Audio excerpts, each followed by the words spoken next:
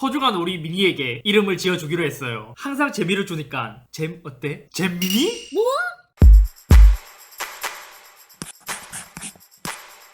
안녕하세요, 이쌤입니다.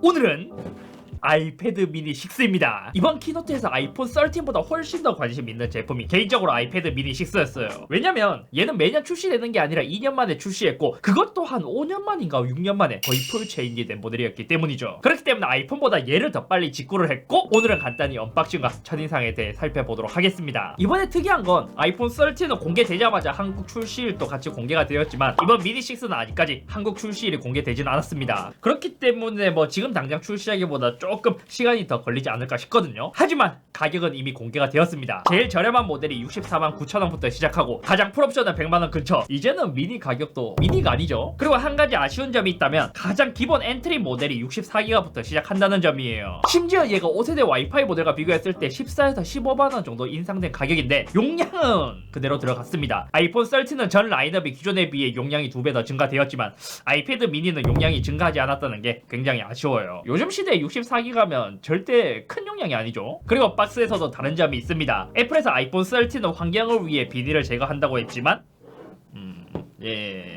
아이패드 미니는 비닐랩을 사용하고 있어요.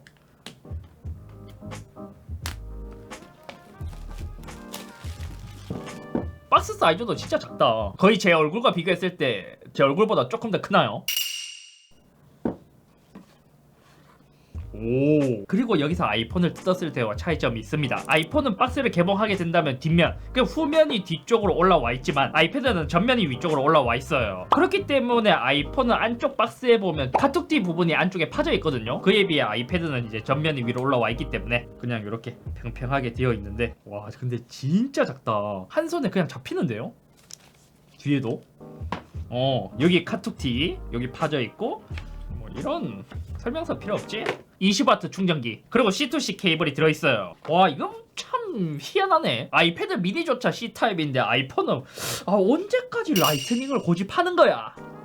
오 요거는 빳빳하지 않게 부드럽게 바뀌었다. 사이즈 근데 의외로 마음에 드는데. 오. 그럼 첫 번째로 디자인에 대한 첫인상. 색상은 스페이스 그레이, 핑크, 퍼플, 스타라이트 총 4가지로 출시했습니다. 저는 당연히 원래 쌍남자라면 핑크지만 이번에는 퍼플을 구입했어요. 왜냐면 아이폰 13을 핑크로 구입했으니까요. 너무 핑크 많이 구입하면 원래 쌍남자라면 핑크지만 반대로 뒤집어보면 홈버튼 제거라든지 기존 미니 5세대에 비해 완전히 새로운 폼팩터로 변화되었습니다. 마치 아이패드 프로, 에어4가 생각나는 룩처럼 바뀌었거든요.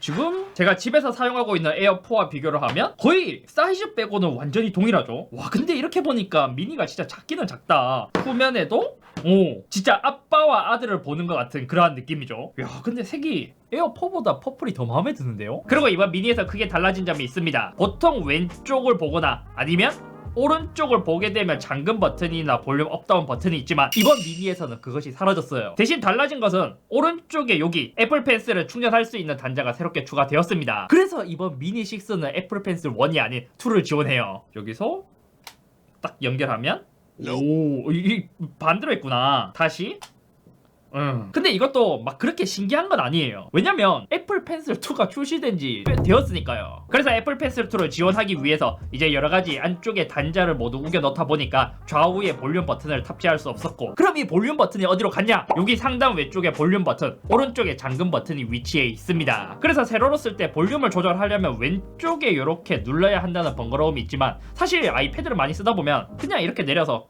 한 손으로 컨트롤하는 경우가 대부분일걸요. 반대로 가로로 썼을 때 이때는 바로 검지로 컨트롤할 수 있기 때문에 이러한 점에서는 장점이지 않을까 싶어요. 그리고 에어4와 마찬가지로 이번에는 지문 인식과 잠금 버튼이 통합되어 있습니다. 그렇기 때문에 사이즈도 조금 더 큰 편이고 기존 미니는 홈 버튼이 있었기 때문에 터치 아이디를 밑에서 이렇게 잠금 해제를 했지만 이제는 잠금을 품과 동시에 지문 인식이 되어버리는 방식으로 바뀌었습니다. 여기서도 지금 사용했을 때 장점이 뭐냐면 에어는 사실 이제 잠금 해제를 하려면 이렇게까지 이제 위에 올라가서 눌러야 했거든요. 근데 미니는 그냥 이렇게 잡고 조금만 올리면 잠금 해제를 할 수 있으니까 이거는 의외로 괜찮은데요? 그리고 제가 좋아하는 C타입 단자로 이번에 크게 바뀌었고 무게도 5세대와 비교했을 때 대략 10g 정도 더 가벼워졌더라고요. 전체적인 사이즈는 5세대와 거의 비슷할 거고 다만 두께가 조금 더 두꺼워졌습니다. 근데 약간 여기서 소신발언 하자면 솔직히 전면 디자인은 기존 5세대의 디자인이 더 아이패드 같은 것 같아요. 약간 요즘엔 이제 베젤리스로 가면서 홈 버튼도 많이 없애고 하니까 사실 이게 갤럭시 탭인지 아이패드인지 크게 구분이 안 가는 듯한 느낌? 여기서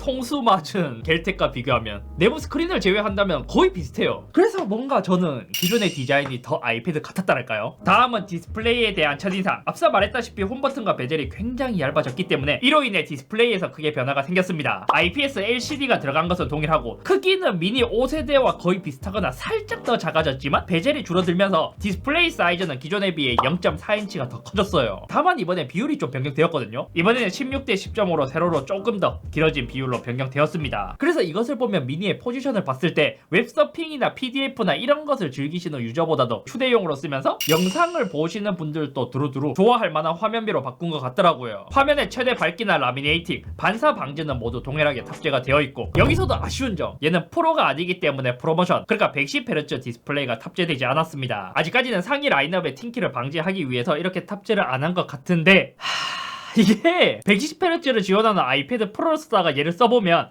버벅인다라기보다 끊기는 게 보인다랄까? 그럼 영상을 볼 때의 비율이 얼마나 좋아졌냐? 아마 얘가 폴드3랑 스크린 사이즈가 거의 유사하기 때문에 이제 궁금해 하실 수 있기 때문에 폴드3와 함께 한번 비교를 해보겠습니다. 지금 세로로 봤을 때는 폴드3의 스크린이 더 커 보이죠?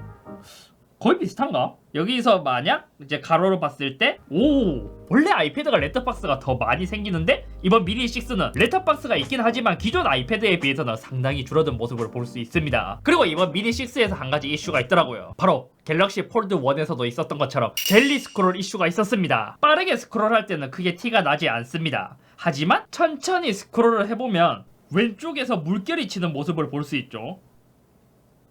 아마 이게 숫자 주사 방식의 디스플레이에서는 젤리 스크롤 이슈를 피해가기는 어려울 거예요. 그러니까 어느 방향을 기준으로 설계하냐에 따라 가로 아니면 이제 세로에서 젤리 스크롤이 있을 수 있거든요. 그렇기 때문에 갤럭시 폴드 1에서도 이 이슈가 있었고 그나마 지금은 120Hz 주사율을 올려버렸기 때문에 눈에는 거의 안 보이는 거예요. 그래서 이게 소프트웨어로 해결이 되면 다행이지만 만약에 해결이 안 되었을 경우 이러한 이슈에 좀 민감하시다면 미니 6는 이번에 좀 피해야 되지 않을까. 다음은 스피커. 상단에 2개의 스피커가 있고 하단에 2개의 스피커가 있죠. 근데 얘가 구조적인 이유 때문인지 스피커 구멍이 좌우에 대칭이 아니에요. 하단에는 깔끔하게 이렇게 2개의 구멍이 뚫려 있고 상단에는 이 볼륨 버튼과 잠금 버튼 때문인지 구멍의 개수부터 다른 모습을 볼 수 있죠. 근데 여기서도 양쪽에 2개씩 구멍이 뚫려 있기 때문에 전체적으로 쿼드 스피커라고 생각하실 수도 있지만 얘는 에어4와 마찬가지로 스피커가 2개만 탑재되어 있습니다. 그래서 애플에서 이야기할 때도 가로로 돌렸을 때 그냥 스테레오로 소리가 나온다고 표기가 되어 있더라고요. 이것도 확인을 해보니까 두 쪽에 하나만 스피커 모듈이 탑재되어 있고 C타입 왼쪽이 가짜 구멍, 그리고 전원 버튼 바로 옆에 있는 구멍이 가짜 구멍으로 되어 있는 모습을 볼 수 있습니다. 만약 이렇게 가로로 들었을 때 이렇게 잡아버려서 진짜 구멍을 가려버린다면 소리가 안 나올 수 있기 때문에 이때는 위쪽으로 소리가 흘러나오도록 설계를 한 거예요. 그리고 돌려 잡았을 때 소리의 먹먹함을 방지하기 위해 뭐 이쪽으로 잡던 아니면 반대로 잡던 듀얼 스피커의 소리는 제대로 나올 수 있도록 설계를 한 것이죠. 그리고 추가로 스피커 품질도 비교해 봤습니다.